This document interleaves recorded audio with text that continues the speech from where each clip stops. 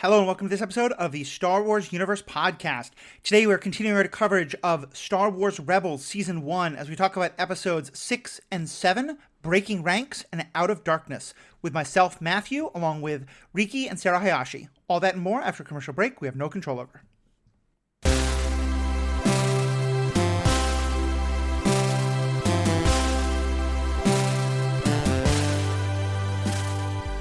Welcome back. I'm Matt, your host, and joined as always by RIki and Sarah. And we've got some really fun episodes today. I'm looking forward to this one. Yeah, us too. I like one. The other one is just okay, but still overall fantastic stuff. Yeah. And we're going to talk about each of these two separately, but then actually starting next week, we're going to get a couple of episodes that are part of an arc. And I think this is one of the things that is going to make talking about Rebels the most fun. You know, sometimes we'll do these kind of episode by episode, but when we get 2 or 3 or even 4 episode arcs, we'll basically do an episode on that entire story. But so let's start with episode 6. Episode 6 is Breaking Ranks. Does one of you want to read a plot summary? Oh my gosh, this is so long. Yeah, I know. You got this, I believe in you. All right. Ezra goes undercover as an Imperial Academy cadet to help foil a shipment of Kyber crystals. Thanks to his training, Ezra quickly proves the most capable student in the class. During his operation, he befriends fellow cadets Zare Leonis and Jai Kell, the former of whom has similarly infiltrated the Academy in search of his missing sister, Dara. After completing the mission, Ezra discovers that the Inquisitor, having taken notice of his and Jai's abilities, intends to take them prisoner. With Zare and the other rebels' help, the three are able to fight their way out of the facility during an Imperial Walker training exercise. Jai goes into hiding while Zare remains at the Academy to continue his search for Dara. Great. So I was watching this episode while my partner was in the kitchen, where you can hear the TV. She's not really as big a Star Wars fan, so she's fine having them on. Except the first time Jai spoke, she came running into the room and said, "Zuko? Is Zuko from Avatar here?" Because it's the same voice actor. Oh, neat! I didn't recognize that. Cool. Yeah. Okay, so kind of a fun thing. I thought he sounded familiar. Like a lot of voice actors, you're just like, where did I hear that voice? But okay. So what do y'all think of this episode?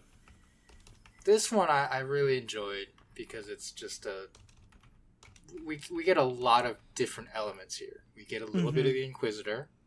We get a little bit of Callus in kind of a fun, tangential way. And we get a look behind the scenes, I guess, of the Empire at this Imperial Academy with these cadets who are training to be stormtroopers.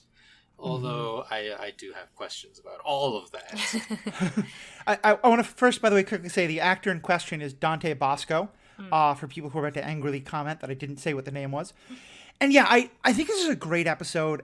I want to dive into the meat of it, but I start with maybe, RIki, this is one of the questions you had. We will, in about 5 or 6 years, hear Princess Leia say, in about 5 or 6 years, we'll hear Princess Leia say, "Aren't you short for a stormtrooper?" Apparently, according to Leia at least, there are some sort of height requirements for stormtroopers that Luke Skywalker would not quite meet.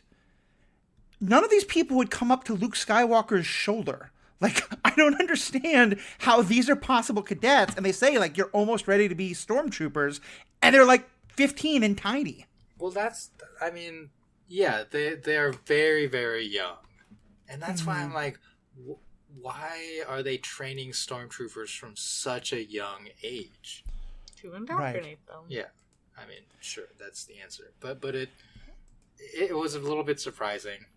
I think the way they talk about it, I think it makes it seem like it's a direct pipeline to them becoming stormtroopers. Right. Whereas based on their age, it seems much more like like a scouts program where like maybe someday you can be a stormtrooper, or like a military academy. Yeah, if you pass these tests, you'll get admitted to our academy, and then 3 years later, you'll become a stormtrooper or something. Right, because we've had like glimpses of military training and recruiting, for example, in Solo, right, where Solo signs up, and he is like clearly like a late teen, early 20 age, like more appropriate for a military recruit, and these kids are just way too young. Well, and here's a question that I had. I think I'm right about this, but tell me if I'm not. In this show comes before either the Force Awakens or Solo. I think this is the first time we've seen on screen stormtroopers, or at least potential stormtroopers, take their helmet off and show us their people. Am I right? I think I suppose, so. yeah. Yeah. I mean, like, yeah, if you're talking just like... yeah, first is sort of a weird thing, right, in Star Wars, because all these shows are coming out of order. Right. But yeah, like, other than in the most recent Clone Wars, yeah, I think this is one of the only times that we see Star Wars without their helmets, right? Or Stormtroopers without their helmets. And the reason I bring this up is because, you know, I think we've talked about this before. One of the things that they did in the original Star Wars movies, and I think this is very intentional, is by presenting them all in these literal faceless uniforms, where they're all just wearing, you know, white fascist armor, it makes them very easy to think about killing them, because they're all just Nazis and stormtroopers and, you know, objects of the oppression or whatever it is. But to instead have, like, to learn that, like, the people who grew up to be stormtroopers are kids who seem like decent kids. And maybe one of them's kind of a bully, and maybe one of them is, you know, not... Two of them now are maybe not going to be stormtroopers because they ran into Ezra, but if they hadn't, they probably would have grown up to be stormtroopers. It's a real humanizing of the enemy in a way that I think of happening in fairly morally complex, morally gray shows, not ones where we get to see those same enemies getting slaughtered all over the place. And I just thought it was very brave of Star Wars to do this, and I really loved it. Yeah, I mean, I remember my first experience with the concept of dehumanizing the enemy was with Star Wars, right? This idea of, like you were saying, the faceless enemy. And then, like, in Clone Wars, we literally had them destroying droids who were even less human. And yeah, now we're getting this humanization, and I really like it. And yeah, I think like we were talking last week about how for a quote unquote kids show, Rebels is quite, like, really complex and, like, very emotionally deep as well. Mm-hmm. It's funny that you use the specific phrase faceless, because in this episode we see the cadet armor, the cadet helmet, not only, like, well, it has, like, a button that they can press to open up the faceplate. Which Ezra, like, keeps using because we have to be reminded, like, which one he is, I guess, as the main character here. Yeah. But, you know, contrast that with the regular Stormtrooper helmet, which you have to literally, like, pull off your head in order to have your face visible. It was a very interesting take on a different type of Stormtrooper-esque helmet. And I kind of wish, like, this were more of the standard. But I based on your comment about facelessness, I thought it was interesting that the cadets get to show their faces in that way. When each one of them has a different color on their helmet, which I think is also kind of used that was helpful too. Yeah. Yeah. There's one stormtrooper who, near the end of the episode, as part of this mucking up the Imperial Walker training exercise, our hero cadets have to stun an opposing cadet, and, like, we never see, like, his helmet doesn't come off. He just like flops back and we don't see his face, so I think there is still that element. Yeah, we never saw his face. Yeah, exactly. Right? Oleg. Yeah. So it's like, you know, we're still aware that, like, shooting people with faces is not comfortable, right? But yeah, especially kids. But I think this idea of these really young kids being in the, like, Imperial Academy is really relevant for the beginning of the Empire as well. Like, once the Empire gets established, recruiting people in their, like, teens, 20s doesn't seem as outlandish because they theoretically have grown up with the Empire in place. Whereas here, it's, like, brand new regime, get them while they're young. Well, we are 15 years into the Empire at this point.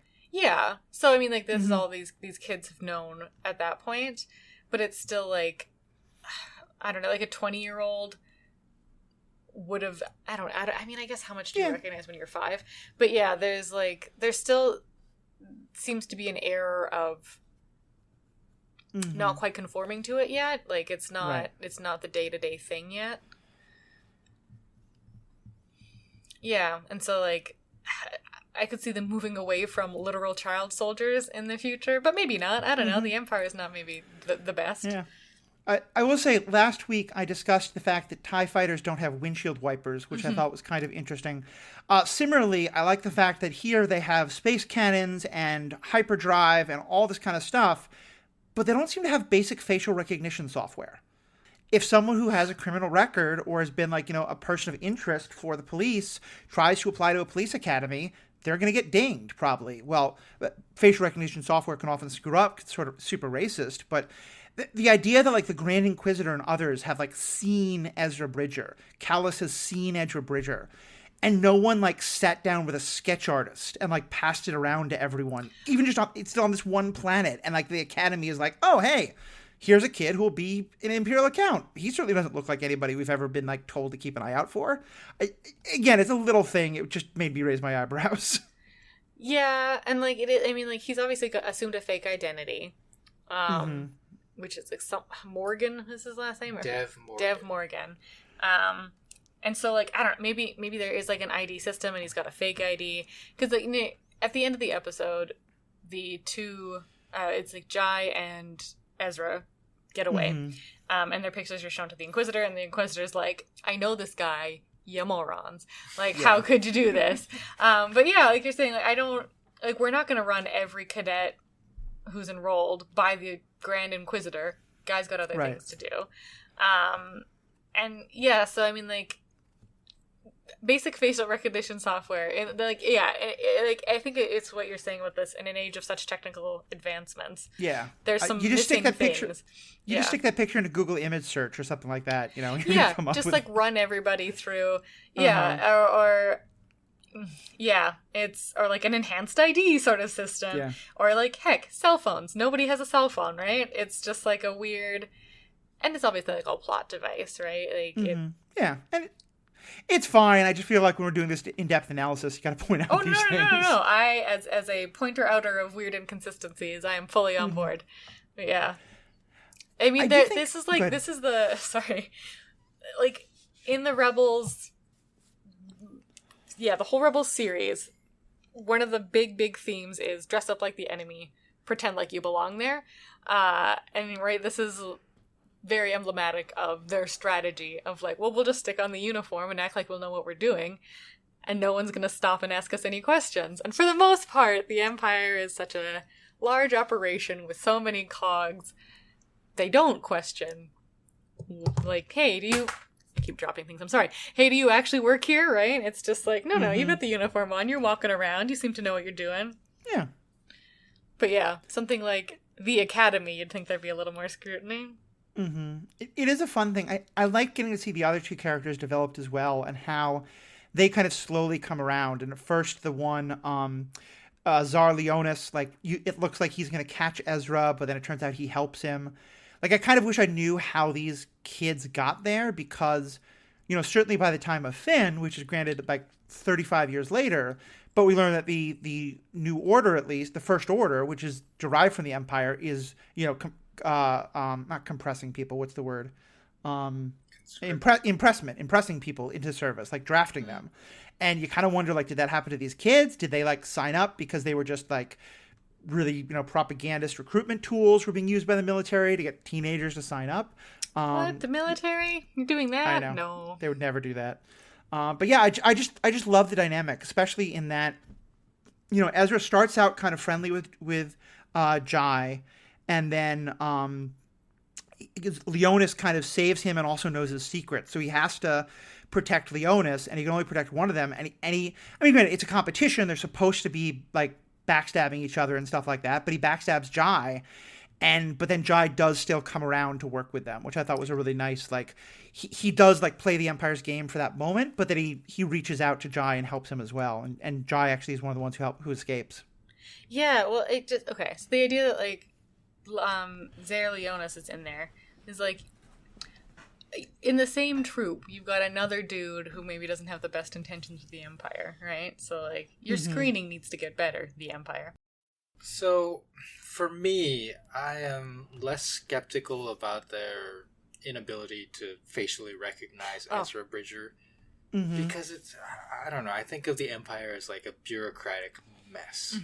That's fair. There's a lot of infighting. There's a lot of people who are just like looking out for themselves and trying to advance their own careers. So I feel like cooperation is at a minimum, and I don't know, like the Inquisitor on that level probably did not distribute images of Ezra and Kanan because he considers it his job to hunt down these Jedi. Right. And he's not looking for help. If they turn up, they turn up, and he'll go to that planet and hunt them down. But he's not like transmitting this over the Imperial Hollow Network saying like, anyone who sees these two individuals, let me know immediately, because he doesn't want anyone else to take them down. And he's probably got other folks that he's kind of tracking as well, too, hey? Like, I assume Ezra and Kanan are not his number one priority yet. One thing we kind of learned through this is that the Inquisitor has told, presumably the heads of all these academies, because you get the sense like there's an academy like this on every planet, that if they see people who have like very high reflexes and things like that, like higher than should be normal for someone like them, to report it because they might be force sensitive. Because, you know, at the end, that's the whole thing, is that the Inquisitor wants to take away the kids who are doing the best for his own recruitment. Yes. Yeah, well, the training exercises that they're doing are like very reminiscent of not only the exercises that the clone troopers go through in the Clone Wars, but also exercises that Jedi go through, as we saw in Fallen Order, the video game, which we did a comprehensive review of a little while ago. It's like the same like floaty platform, weird grid room. Yeah, and I think like what RIki was saying about this infighting amongst the Empire, you really see it being fostered here, like when Ezra, aka Morgan, pushes Jai down so that Ezra makes sure that he goes on to the next level so that he can continue his plot to infiltrate and grab this translator thingy. They reward him and they're like, you should all be more like Morgan. You should be betraying each other and backstabbing each other and doing anything you can to advance you as an individual to the top. And that seems like such a departure. And that's the kind of thing I wish we'd heard them address in The Bad Batch, because, you know, one major theme of the Clone Wars was that the clones had a real, like, one for all for one, like, you are my brother, and that's most important to me kind of attitude. And, like, I'm guessing that maybe they had some trouble with the clones towards the end, and that's part of why they don't want those people. They want everyone feeling like they individually are loyal to the Emperor. But an army where everyone is watching each other's back is a terrible idea. I mean, that's not how, like, you build team unity in any regard. But if you want to keep them from banding together and rising up against you, right? I mean, I guess. I just don't know if that's worth, like, you know, completely like ruining the effectiveness of your army. But maybe stormtroopers aren't very effective, so maybe this is part of, you know, they're disposable, infinitely replaceable. I mean, this is no one goes to the Imperial way. This is the Sith way, right? Like, we've joked about the rule of 2 and how it's always like 2.5 or more because the master is always keeping these side projects like to threaten the apprentice because he doesn't want the apprentice to threaten him.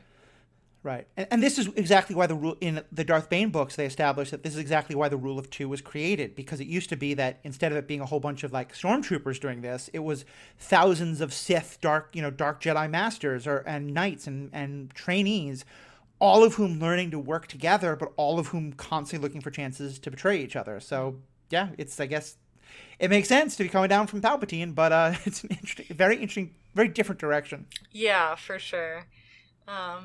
And so earlier we were talking about De Leonis and how, like you mentioned, it looks like he's catching Ezra trying to steal these decoders, but he ends up helping him, right, and telling him, like, you can't take it out through the door, it's got a security tag on it, you gotta take it out through the roof. And, like, man, oh man, doesn't Ezra give up the goat, like, real quickly to Leonis? Like, I thought that was a little wild how quickly he trusts him. I don't know, what did you guys think about that? He's a kid. I don't know.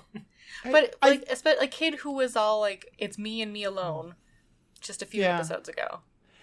I think the way you set up to me was, it felt like he didn't have any other choice. It felt like that was his only, and that maybe he was like, he has the Force. He probably thinks he can overcome this kid if he needs to, but he maybe thinks like, I can give this kid a chance, and I kind of wish this. I mean, I wish this had been a 2 or 3 episode arc, because I feel like getting to spend some time, like hearing why all those kids are there, like one of them is the super rah-rah Empire patriot, and one of them is the, look, I just need to get some money to help my family, and one of them's I'm looking for my sister, or whatever it is. I think you're right that if we knew a little more, if we knew what Ezra knew about Leone, that would have really helped in this moment. Yeah, because it just felt very quick for him to trust this I think it's very fair. Other kid. But yeah, I mean, I guess you're right. Like, he could have been. Yeah. So yeah, kind of all around cool episode. A nice, just again, showing us some more of the Empire and how it works at a low level. Any other last things about this episode before we move on? I like, again, Chopper. We get to see Chopper in disguise as like an Empire droid, which is really fun. And a nice little callback when Chopper does a little holo projection of Ezra in a very similar way that like R2 does the holo projection of Obi-Wan. Yeah, I just really like all the little throwbacks that Rebels has. Speaking of throwbacks, I have a question for the two of you and perhaps to the listeners if we cannot find an answer. But when Zare is causing a distraction with Callus so that Ezra can use the Force to steal the information from his office, he's like, your delivery of pod racer parts is here. And Callus is like, you fool, I didn't order any pod racer parts. Is that a reference to something that I have forgotten or missed? I don't think so. I think I got the sense that it was just, like people who are fans of racing might try to, trick out their own cars to be kind of cool or something like that. Yeah, he was just saying like it's 2 boxes of used pod racer parts. I don't know. It feels like it could be a reference to something other than just like something pod to racing exists. keep in the back of our head. Like maybe it comes up later. Yeah. And we can connect the dots there. Yeah. Well, I can see that. I did also think, the way they set up Leonis' character as, I'm going to go look for my sister. And I think Ezra says something like, we'll see you later, or we'll come back for you, or something like that. I think it's pretty clear. And I literally don't remember this one way or the other.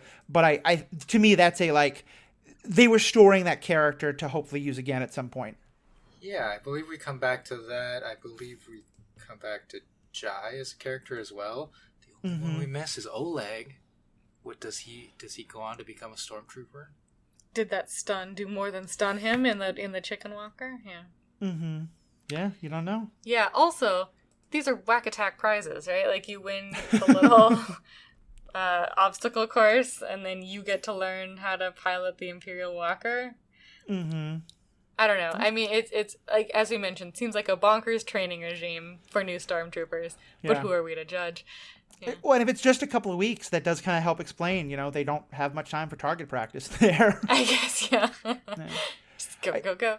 Yeah. It was also, I think, just a fun little, not even a callback, but just a reminder of how things in this universe work. That kyber crystals are these things that store incredible amounts of energy and have a lot of force connection, and that's why they're used to help make lightsabers. But also, as we learned in Rogue One, that kyber crystals are the basis of the weapon for the Death Star. Yeah. And my sense is that we're supposed to think like, yeah, the Death Star is in the midst of construction right now, and that's probably what the shipment is about. You don't think they're just building a giant lightsaber? Possible. I mean, well, we know the Inquisitor is recruiting a whole bunch of people to be, people, so it could be that. But I the way there was such a huge explosion when they blew up the ship carrying the kyber crystals that, Oh, I was being facetious. I totally think that's what we're meant to think as well. Not just like a giant sky lightsaber the size of a moon. Yeah, and even that's like the 3rd thing I've dropped today. I'm very sorry. I'm sorry for all the editing work I'm making you do, Matthew. It's great. At the end, so like you said, Zare stays to look for his sister. And he's like, toss me a blaster, I'm staying. And then to sort of keep his cover, he like shoots at the rebels as they're speeding away. And then he misses with every shot. It's just like, ah, yes, you truly are ready to be a stormtrooper. Yeah. But even, like, I don't know, there was a nice moment where, like, Ezra... So, the second competition to win the prize of being taught how to pilot the Imperial Walker, it's the top 3 who go through. So, like, Jai, Zare, and Ezra, as Morgan, make this pact that they're going to be the 3, but it ends up not being Ezra, and he's like, whatever, go forward with the plan, I'll figure a way out. So he's, like, running full speed towards the Walker to, like, get in there and help out, but the 2 Imperial agents are like, oh, look at him go, single-handedly trying to take down that chicken walker. Good for him. Great job. And just, like, standing and not doing anything about it. And I thought that was, like, a nice, little moment. All right, should we get on to episode 7, Out of Darkness? Yeah. So this one is, Chopper's antics cause Ezra and Zeb to forget to carry out an important repair on the Phantom. There's some blaming there. Like, I would put more blame on Ezra and Zeb, but okay. Chopper is certainly a part of it. Heron's, I'll just say with the sibling thing, like, when I tried to blame, like, things I didn't do because my little sister distracted me and my mom didn't buy it, but anyway. I think it's like all 3 of them jerk around and then forget to carry out an important repair. Or neglect. Hera and Sabine set out to an abandoned rebel asteroid base to retrieve Republic asteroid base to retrieve supplies provided by Fulcrum, an anonymous informant whom Hera has been in contact with. Sabine voices her displeasure towards Hera's secrecy about their mission, feeling as though neither she nor Kanan trust her. Due to the fuel tank leaking on the Phantom, the 2 are left stranded on the base, which is infected with deadly Phinox. Not Minox, Phinox, which are kind of like giant, ugly cat creatures. Not giant, but, you know, they're for a cat, sure. They're kind of hyenas.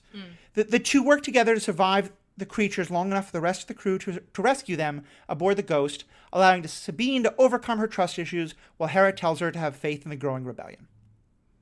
What'd you think of this one? I loved the, like, Sabine-Hera relationship and how we got to see them just, like, be awesome together. I wasn't thrilled by this. To me, I always, like, try to keep track of when we get our first Monster of the Week type thing. And this to me was that in this series.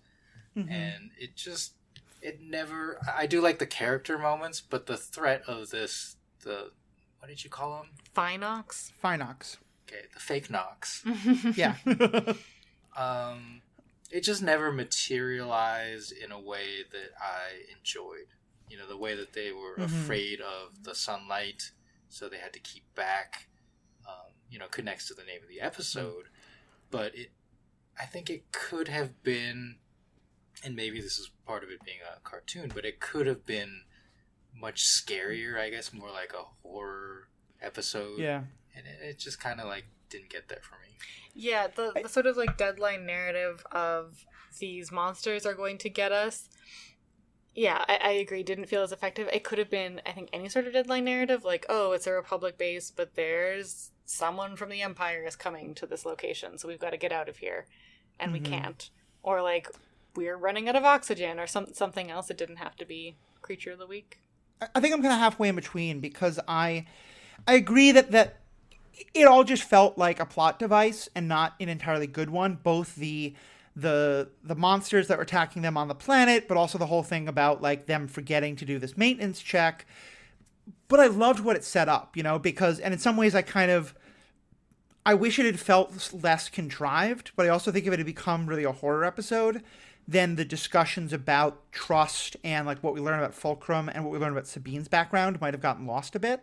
Because I did really love that. I love, we learn that they have a source within the rebellion, or they're connected to the rebellion, so that they're not necessarily part of the rebellion, but they're connected to it, and that, like, there's all this secrecy that makes sense that you have to do.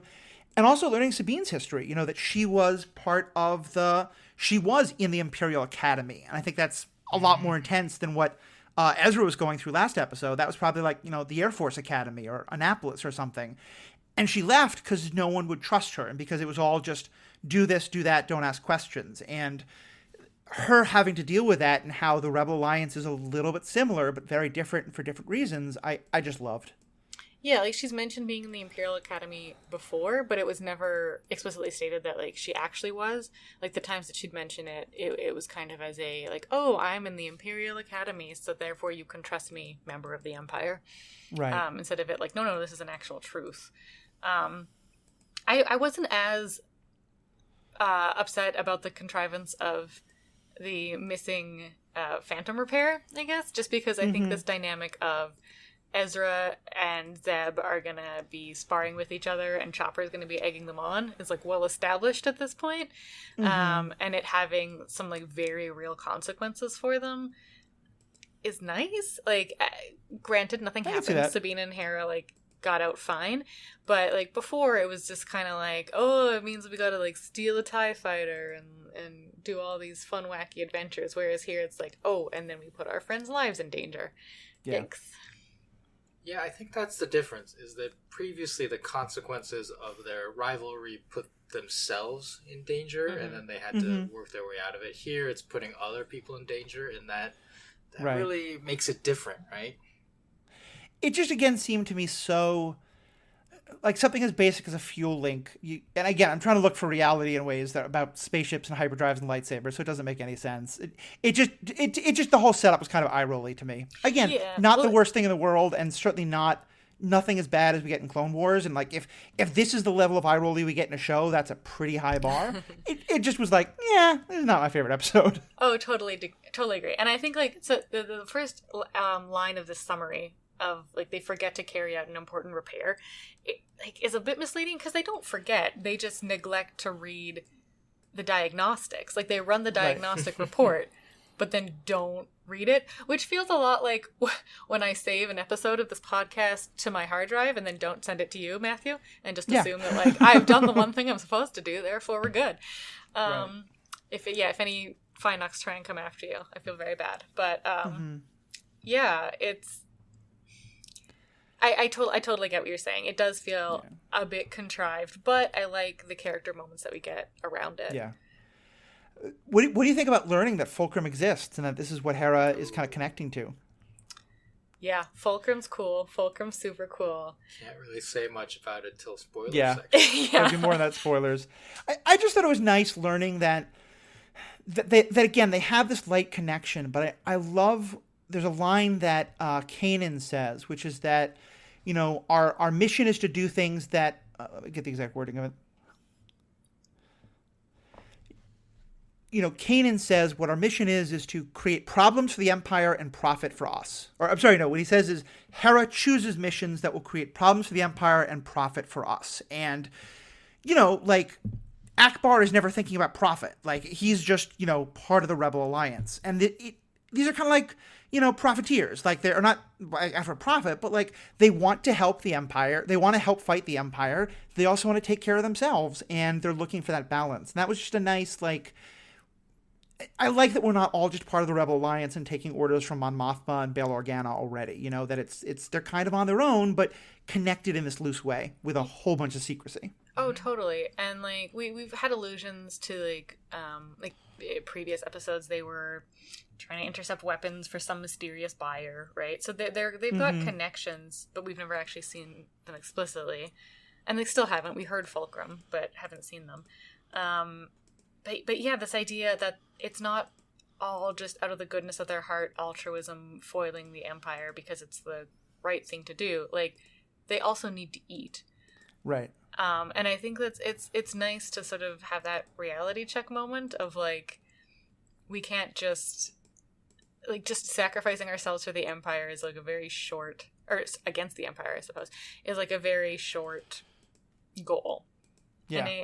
Right? Like we can't just give it our all and fight until there's nothing left and not do anything for profit ever, because we'll starve to death. Right. And we're not getting like weekly supplies from the Alliance. You know, Fulcrum will give us what they can from time to time, but that's about it. Yeah.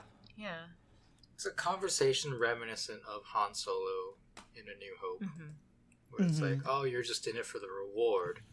And then he starts to see the bigger picture and has developed these relationships with people that he cares about. and join something bigger. Right? Yeah, and I think that's the thing. And this group is in the process of that. Yeah. And that was part of Sabine's conflict in this episode. Is like she wants to know more about what the bigger thing is. Right. And I really like the way they handled that dynamic, because I do think that sometimes there's, a sense of like, okay, everybody is in on every plan in rebel groups and like shows and movies. And so much of what this is about is Hera. It's not Hera saying that to Sabine. She doesn't want to take her in all the confidences, but it's kind of saying like, look, I do trust you in all these other ways. And now I need you to trust me that if there's something I'm deciding you shouldn't know yet, that I'm not doing that just to screw with you. I am doing that because I have like a good reason that I need to. And I really like that. Like that it's not just we're going to tell Sabine everything. It's we're going to help convince her of why this has to be a secret and why it's okay that it's kept secret from her. Mm-hmm. And it's absolutely a truism of rebel or terrorist cells that you don't share information with everyone, because if one cell gets taken, you need that to just the last thing that gets taken. You can't have that cell ratting out the other ones. Yeah, and like Sabine brings up, like, don't you think I'd talk to the Empire? And it's like, we believe that the Empire has ways of making you talk, like whether you want to or not. Very menacing. Yeah. Yeah. So we've seen the conventional torture that they're capable of, and then of course the force, the use of the dark side to extract information directly from people's minds. Yeah. And I think that's kind of fitting that like they wouldn't know exactly what the force is, they wouldn't know like who Darth Vader is, but someone like Darth Vader, stories are going to go around. People are going to think about all the stories that go around about like CIA black ops, and like 90% of them are conspiracy theory, but like clearly there's some truth to those, and I think it's the same kind of thing here. Yeah, even just this like rumor, like they can read your mind, right? Yeah. Like that's all that really needs to go around. Yeah, totally. Any other last things from this episode before we go into the spoiler section, which will probably be we'll have a little bit to say. I would like to mention a moment at the end. So the Ghost comes to rescue Phantom. So Phantom is the little like shuttle of Ghost. So they come, the hatch opens, Kanan, Zeb, Ezra, and I guess Chopper's like manning the door, are all like shooting at the Phinox, and then Ezra does basically the like, Sabine, I shall rescue you, and like jumps down into I got your back. Yeah, this like pit of monsters when he absolutely does not need to be. Instantly gets overwhelmed because he's fighting them with like I'm making the hand motion, which is not helpful. Slingshot. He's fighting them with basically like an electric slingshot. And is overwhelmed. And then Sabine has to come back and help him, basically. So this idea of Ezra still trying to show off to Sabine, but like, come on, bud. Just leave it. And then she calls him kid at the end. Like, she full on is like, nah, bud, this ain't it. And then Zeb gives him a stinger, too. Yeah, it's good. And I love it. And Chopper just being the sassiest little bot in the universe, in the galaxy. They ask him to they're like, close the doors, Chopper. He's like, wah, wah, wah, wah, wah, wah, wah, wah. Like, you don't need to sass us about this, guy. Like, there's little monster cats trying to get in. Please just close the door. Keep your comments to yourself. I mean, don't. I love you. Like, me as viewer, please continue sassing. But crew is probably thinking, we could do this without the attitude, please, Chopper. Yeah. Yeah, but now they've definitely established that, this is a real family, and that as within any family, there's lots of individual dynamics, and that like Kanan and Ezra have their dynamic, Ezra and Zeb have their dynamic, Sabine and Hera have the specific dynamic that we're exploring, and that we're probably going to explore all the others as the show goes on. So, yeah, good stuff. Yeah, and it's great that we have a single episode firmly passing the Bechdel test, right? Like, definitely. Just like talking about them as characters and as individuals. Yeah, it was nice. It was good. Yeah. I mean, in many ways, this is a mirror of the Ezra and Zeb episode that we got a couple episodes back, in that they start out with some tension and they kind of find a way to move past it. Yeah.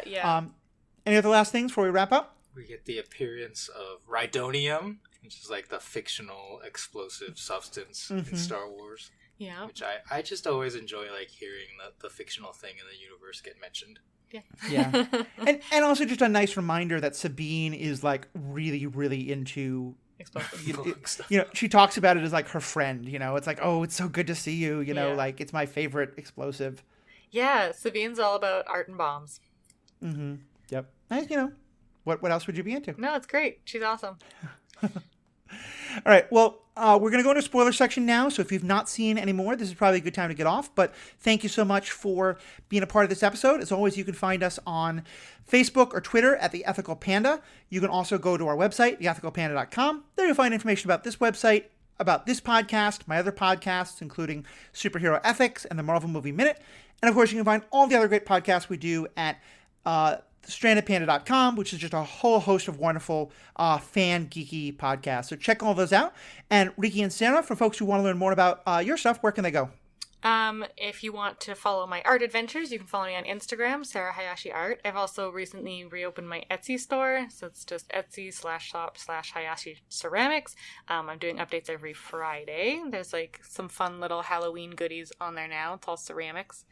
And that's me. I don't have a Twitter or anything cool like that. If you want to follow my Pokemon Go adventures, you can follow me on Twitter at Wikipedia Go. You do other things other than Pokemon Go adventures. I run. Well, I mean, like, you tweet about other things. He tweets about more things than Pokemon. Yeah. Follow him. You tweet about a lot. I am not a Pokemon fan. I'm glad it works for you, but there's still a lot of great stuff that I can relate to on your post. Everything from, like, fan stuff to justice stuff to, other things like that. Although probably I connect more to what you post about Pokemon to jogging, because jogging has just never, like... it's not my thing. I can't run like that unless someone's chasing me. All right, but anyway, thanks so much. Please give us feedback. We love knowing what you think. If you think we're totally wrong about something, let us know. If you're totally into what we're saying or you've got your own thoughts, let us know. It'd be great to hear from you. And so if you're stepping out now, sounds great. We'll talk to you next week, or possibly in 2 weeks, depending on if I can record one more episode during my honeymoon. Before. Yeah, no, before or after, I mean. But for now, let's go into the spoiler section in 3, 2, 1. I can't remember. Who is Fulcrum right now? It's Ahsoka. It's Ahsoka this whole time. Okay. Yeah. Well, I mean, I think the voice too, like, though even modulated, I think they definitely have the same voice actress for Ahsoka. And if you'll notice, like, Sabine keeps using masculine pronouns about Fulcrum, and Kanan and Hera are like, yes, Fulcrum does do things that Fulcrum will be thinking about, and I'm going out of my way to word sentences to not use a pronoun here. Yeah, that's true. And again, that's great, because it's just one more reminder of, this is not, they had this plan from the beginning. It's not that they were like, oh, okay, let's figure out who Fulcrum is. Sure, why can't Fulcrum be this character? But no, they had this plan from the beginning, which is just awesome. Yeah, totally. I mean, like, I could be wrong about the vocal modulation thing, but we've had a delay on our Skype call, Matthew. I'm sorry. Oh, okay, no problem. I'll just edit out those little things. So what up for you all? Any other spoiler things to go into? The Academy, the cadets are definitely going to appear again in the future. Yeah. Giant. They're gonna go and rescue the sister. That's right. And then Jai actually joins one of the other rebel cells later on. That's run by, I think, like, the former governor. Is he force sensitive? I think so. Okay. Yeah, I forget as well. But yeah, so, like, these characters will come back too. Yeah. Yeah, they're just planting these little seeds that are going to become parts of the whole show universe, which I think is wonderful. Yeah, I don't think there were many spoilers from the first episode we talked about, episode 6, that I really wanted to talk about. I think Fulcrum's just, like, the big thing, right? Right. Yeah, and Fulcrum will now become more of a thing, and of course, obviously, it eventually becomes Ahsoka, and then becomes somebody else, also fairly important. Are we too big of a spoiler for the spoiler section? No, people know that it's Callus. It's Callus we're talking about. Yeah, but yeah, it's I'm like 95% sure it's Ahsoka here. 99. I'm bumping that up. I'm 99% sure it's Ahsoka here. I'm not looking it up. I could very easily. But yeah. Yeah, for some reason I thought it was Yularen or like some other admiral, but I think you're probably right. It has been Ahsoka this whole time. Yeah. Well, especially like the not using masculine pronouns like Sabine did. Sabine called Fulcrum a he a bunch of times. But Hera and Callus just avoided pronouns altogether and never like confirmed. Like, there's one point where Sabine's like, "Who is this mystery man?" And then Hera's like, "Fulcrum is very secretive." Like, just to not answering questions with questions. And I mean, I also Sabine being like, "I don't like questions, I'm leaving." And then Hera answering her questions with questions was I think it's very true. Yeah, that's good. But yeah. Well, yeah, a lot of great stuff for us to look forward to. So, and next time we're going to go into a really fun arc with Empire Day, where we get just a really fun kind of, I was watching that episode again. At first we were thinking we would do 3 episodes today like we did last week. But I was watching Empire Day and I was like, oh, there's so much here. No, this needs to be its own episode. And then they got to the end of Empire Day and said to be continued. I was like, yep, okay, that's perfect. Yeah. Yeah, and this, I mean, if you'd solicited feedback earlier, and I know this is only people who are listening for spoilers, but if you've got feedback on episode length and how many, like, that'd be cool to hear. Know. But like I think, like you said, just covering arcs at a time is nice, and then a couple one-offs. If we have just a smashing of one-offs, would be good.